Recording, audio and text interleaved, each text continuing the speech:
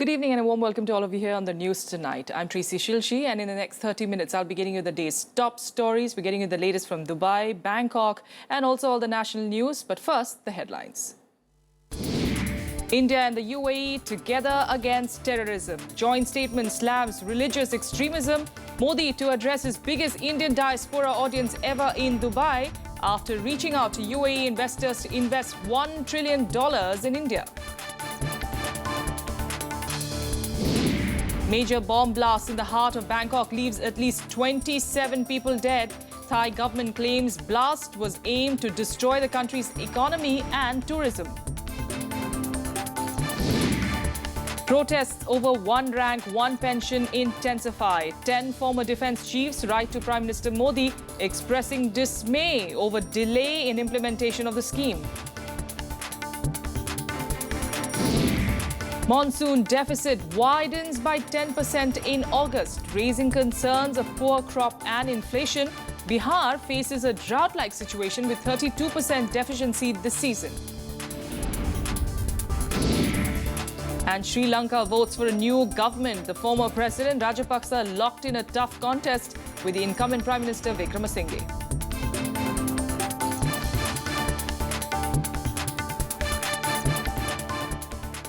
Our top focus is on Prime Minister Modi's visit to the UAE, which will culminate later tonight with a 50,000-plus gathering of the Indian diaspora in Dubai. But earlier today, both countries broke new ground in issuing a joint statement against terrorism, among other issues. Also aiming at trade, Prime Minister Modi urged top businesses to invest $1 trillion in India. Here are all the details.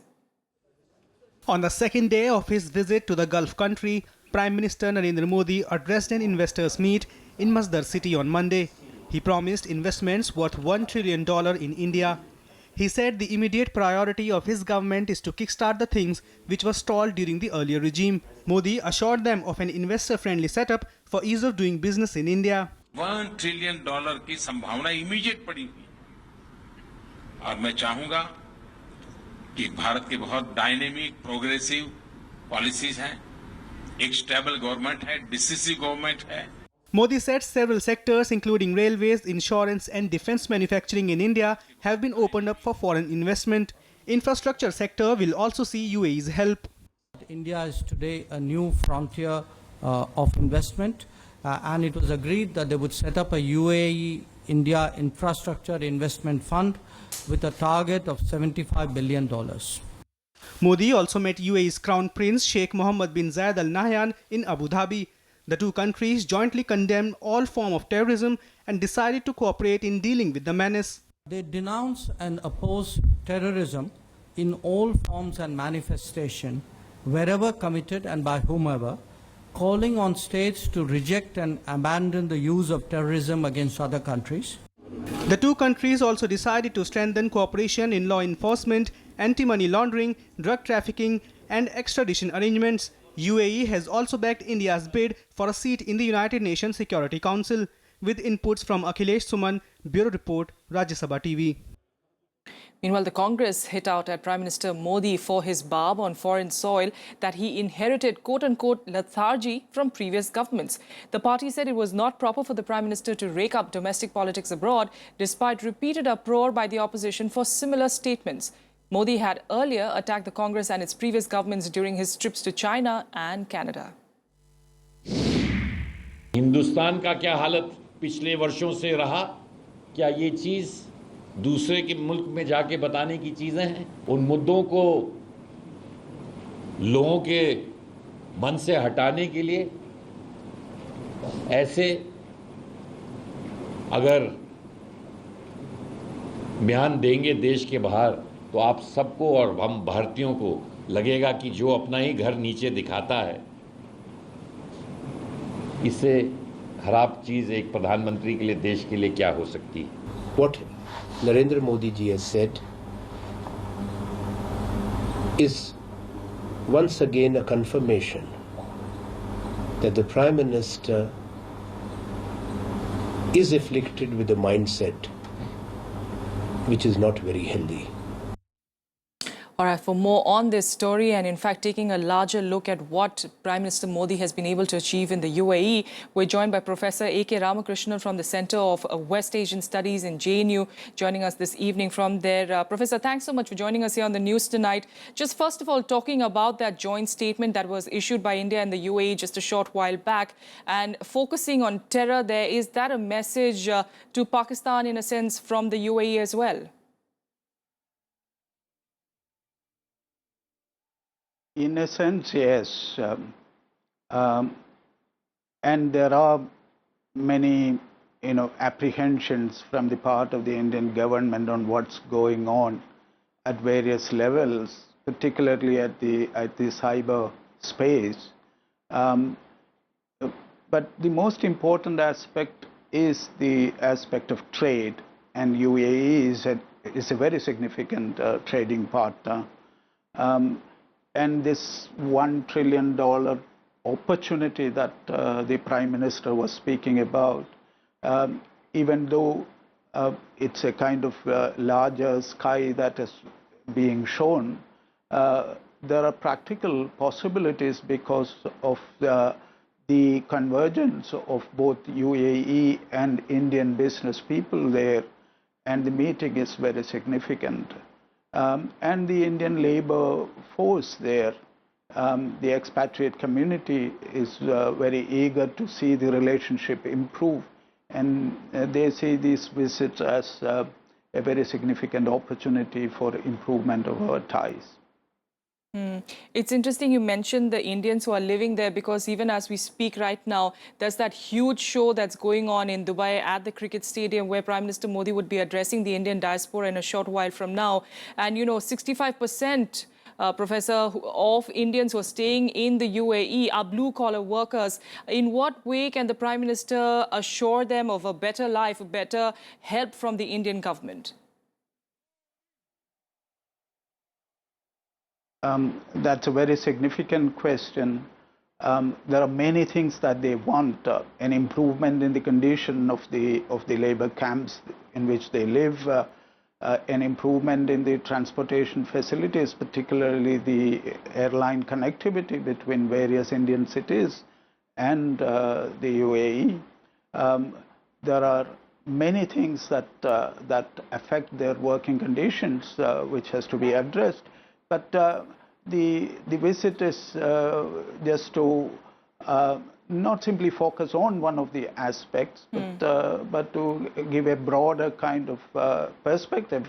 But the actual worker there, who is the backbone of the economy of states like Kerala, for example, the ordinary workers send most of their savings back to India. And it's such a community that is not being, addressed properly. And the visit to the labor camp yesterday is significant in that sense. But the labor conditions have to improve a whole lot. Talking about the overall trip, though, Professor Ramakrishnan, do you think, of course, we do know there are so many Indians who are staying in the UAE and how much they contribute to the economy there, the workforce there. But on a government-to-government level, there's not been as much of a coordination as we've seen. The very fact that this is the first Prime Minister of India in 34 years visiting the country there, a lot of people saying that perhaps Prime Minister Modi is trying to break that Gulf barrier. Do you think he's been able to achieve that? It is significant that this visit is happening, and the gap was felt as a real gap. But I think there was, many kinds of movements. There were many steps taken earlier as well. And all the arenas of the possibilities of the development of the relationship between the two countries are still not properly tapped. And I think this is an opportunity to do so. All right, we'll leave it there, Professor Ramakrishnan. Thanks so much for joining us and sharing with us those details and insight really into the relations between India and the UAE. Thank you so much. Heading on to more news, in fact, a bomb exploded outside a shrine in central Bangkok this evening. Till last reports, at least 27 people have died and close to 80 are wounded. The Thai government said that the blast was aimed at destroying the economy and the tourism industry. Monday's evening rush hour in central Bangkok turned into chaos moments after this blast. A motorcycle bomb exploded close to the Erawan shrine.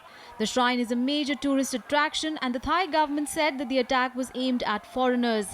Thai Defence Minister said that the blast aimed to destroy the country's economy and tourism industry. Moments after the blast, a second bomb was also found in the area. It was later neutralized by the cops. No group has claimed responsibility for the attack so far. After the blast, authorities stepped up security checks at some major city intersections and in tourist areas. The Indian ambassador to Thailand has assured that all Indians in Bangkok were safe. In the wake of the situation, the Indian embassy there issued 24 hours helpline numbers to assist all Indians in Bangkok. Prime Minister Narendra Modi also strongly condemned the bomb blast in Bangkok. Bureau Report, Rajya Sabha TV. With that, a quick break here, but still ahead, the NIA is to conduct a narco test on captured terrorists in the Udhampur attack. Details of that in a bit.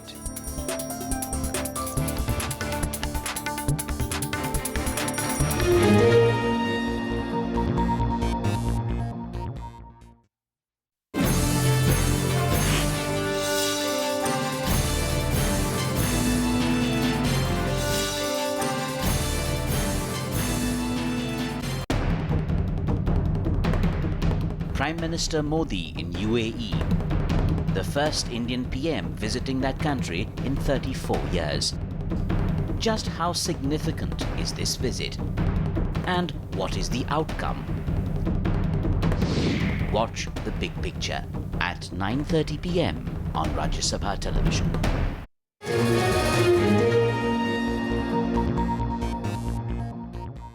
Welcome back. You're watching the news tonight. Let's get you national news now. And the implementation of the One Rank, One Pension scheme reached a new level as 2 of the protesting ex-servicemen began a fast unto death. Meanwhile, 10 former defence chiefs have written to the Prime Minister expressing concern at the delay in implementation of the long-pending scheme.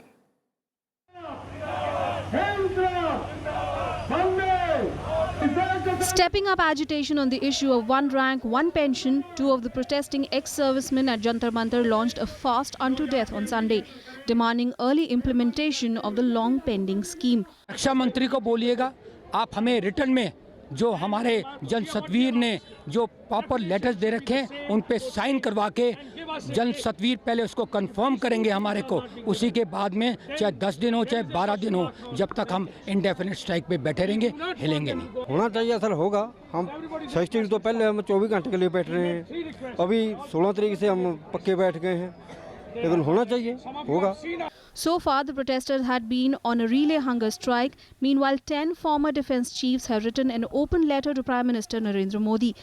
Among them are 7 former army chiefs, 2 former chiefs of the air staff and 1 former navy chief. In their letter, they say that even though they have full faith in the political leadership, but their inability to clinch the issue has left them dismayed. The letter further states, "We stand steadfastly by the side of our colleagues and fully support their just cause. Our silence so far was due to the need to observe propriety. Any further delays, in our considered view, will be at the cost of damaging the pride of the veterans and lowering the morale of the armed forces. The nation can ill afford such an imbroglio." We are very upset with the high-handed dealing of our veterans by the police on 14th of August. The dignity of the veterans is at stake, and also the morale of the armed forces is at stake. CPM leaders also lent their support to the agitating ex-servicemen. I really feel extremely ashamed that today the government has taken such an adamant attitude that not even a single representative of government has come here to meet them, because clearly they don't have a date. The BJP, however, has reiterated its support for the issue. Efforts are being made in this direction to find a solution to something that hasn't been done for decades. The Honorable Prime Minister himself has assured the nation about this. It's unfortunate that some political parties are trying to politicize something when they haven't done any work on it. The assurances apart, little forward movement has happened on OROP. Even though the Prime Minister was expected to make an announcement in this regard in his Independence Day speech, no specific time frame came. Bureau Report, Rajya Sabha TV. And on to another concern. India's monsoon rainfall deficit has widened to 10%. The Met Office said that a strengthening El Niño weather pattern is having an effect on the rainfall, raising fears of a drought. In fact, Bihar is staring at a drought-like situation with a 32% deficient monsoon this season. Here are more details. Below par rainfall across India for more than 2 weeks has pushed the monsoon deficit to 10% below normal. Average all India rainfall was 5% below normal at the beginning of August, but had doubled by Independence Day due to rains remaining consistently below average during the fortnight. August so far has seen a 17% below normal rain. The rainfall is likely to remain subdued even this week over most parts of the country, raising concerns over output from summer-sown crops such as cotton, oilseeds, paddy and pulses. This could trigger inflation again. Of Bihar's 38 districts, 30 have received deficit rainfall by up to 32%. This is a worrying situation for a state that is largely dependent on rain for its irrigation needs. The Bihar government has announced diesel subsidy to farmers to operate their hand pumps, and the electricity department has been instructed to provide 12 hours of supply to rural areas.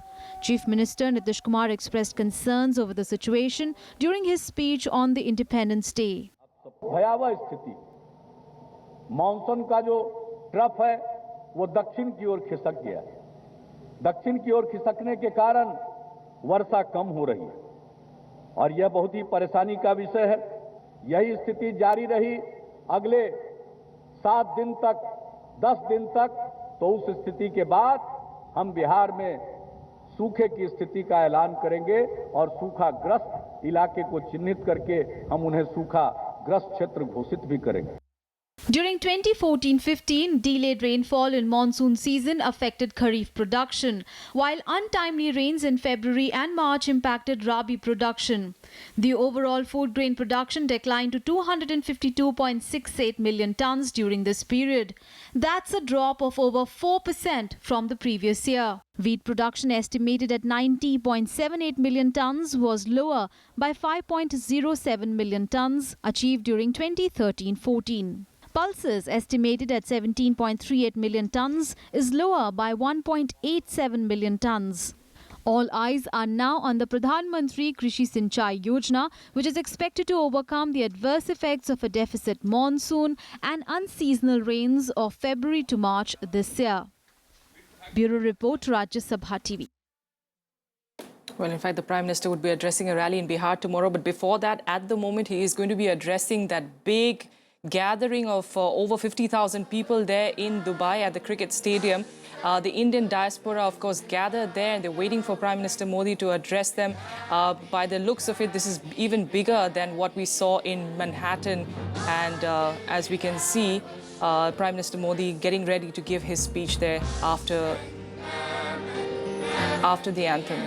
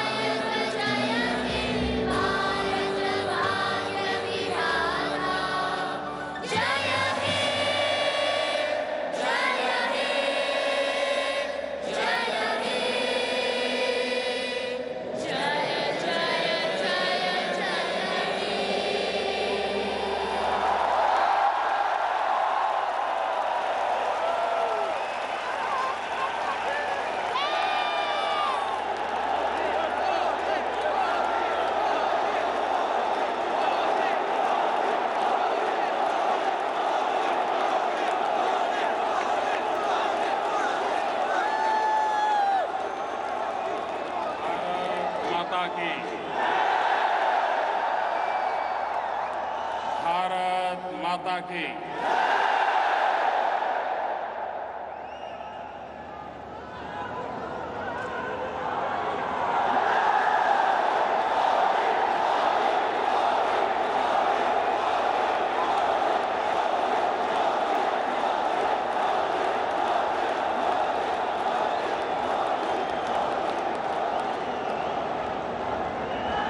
Dubai की धरती पर मैं आज मेरे सामने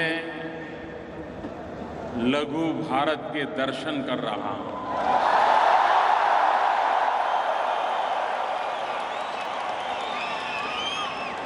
हिंदुस्तान के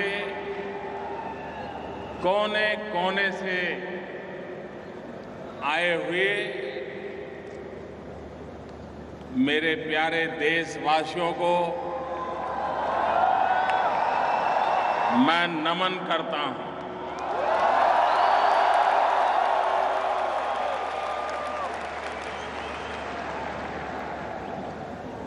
आप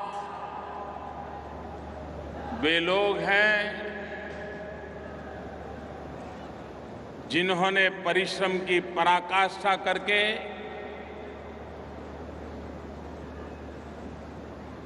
कोई 10 साल से, कोई 15 साल से, कोई 20 साल से, कोई 30 साल से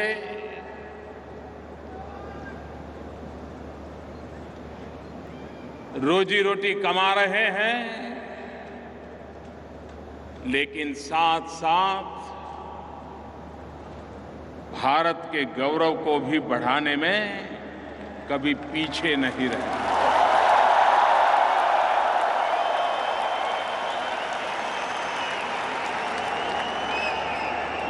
आपके व्यवहार के कारण, आपके आचरण के कारण हमेशा भारत गौरव अनुभव करता रहा है।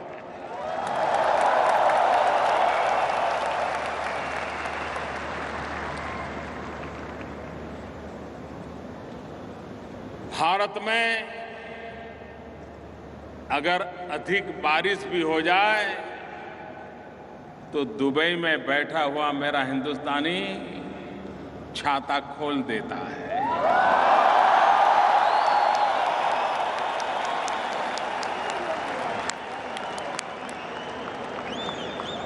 भारत में अगर कहीं कोई प्राकृतिक आपदा आ जाए तो दुबई में बैठा हुआ मेरा देशवासी चैन से सो नहीं सकता है।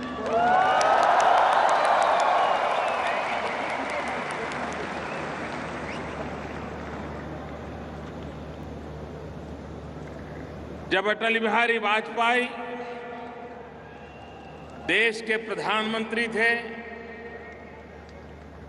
भारत ने न्यूक्लियर टेस्ट किया था।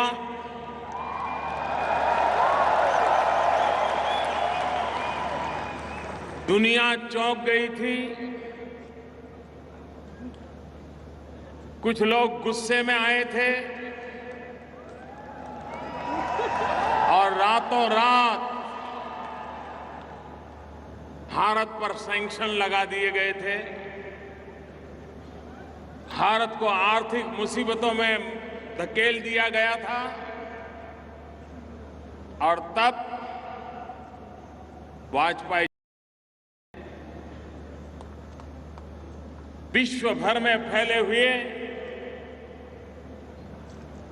भारतवासियों को आह्वान किया था देश की मदद करने के लिए। और आज मैं गर्व से कह सकता हूं कि वाजपेयी जी के उस आह्वान पर हिंदुस्तान की तिजोरी भरने में गल्फ कंट्रीज में जो मजदूरी का काम करते थे उन मेरे भारतवासियों का सबसे बड़ा योगदान था।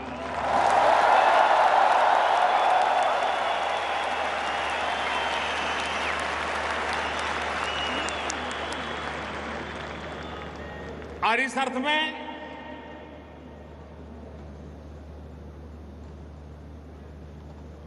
यहां बसा हुआ हर भारतवासी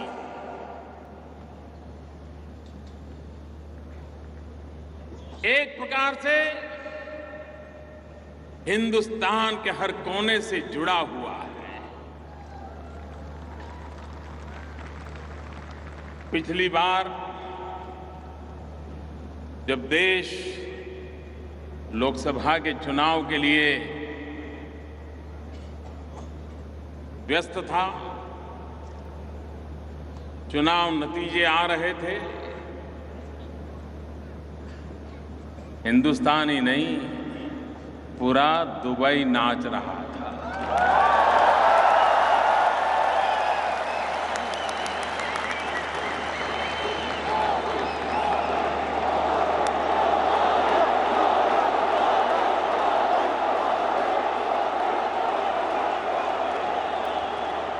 ये प्यार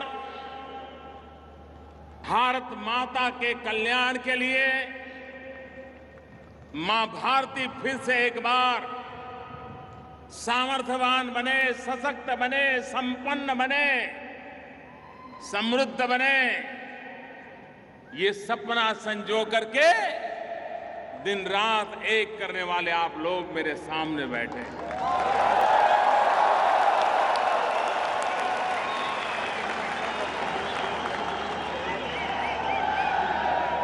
भाइयों बहनों, आज यहां तो हिंदुस्तान के हर कोने से आए हुए मेरे भाई बहन मेरे सामने हैं, और दुबई वो सिर्फ लघु भारत ही रहा ऐसा नहीं है। अब तो दुबई एक लघु विश्व भी बन गया है।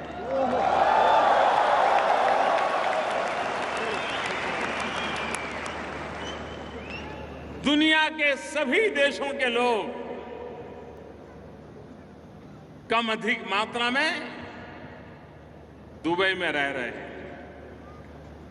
ठंडे से ठंडे प्रदेश के लोग भी ये 40-45 डिग्री तापमान में रहना पसंद करते हैं।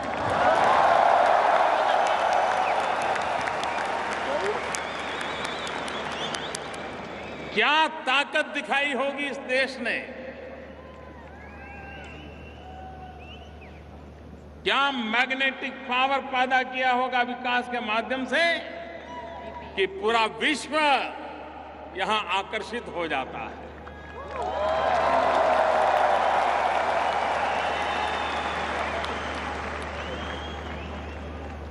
हिंदुस्तान के हर कोने से आए हुए सभी देशवासियों ने अभी 2 दिन पूर्व 15 अगस्त भारत की आजादी का पर्व मनाया।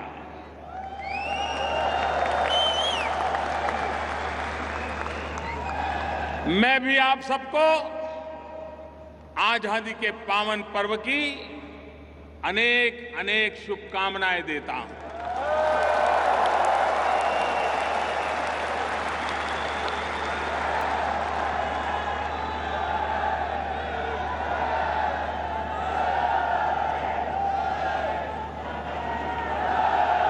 यहां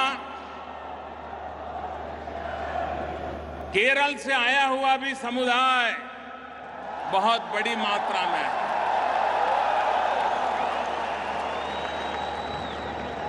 मैं केरल का उल्लेख सविशेष रूप से इसलिए कर रहा हूं क्योंकि आज केरल का नववर्ष है।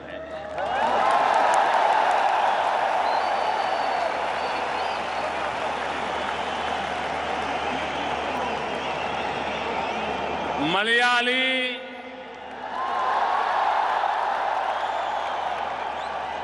सहोदरक, एंटे हृदयम, निरन्या, नव वलसरा, Avkasham Safala. Namaskaram.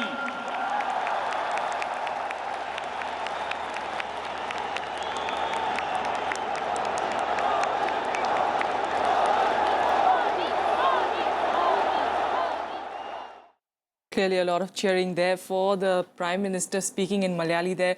Of course, as we know, a lot of people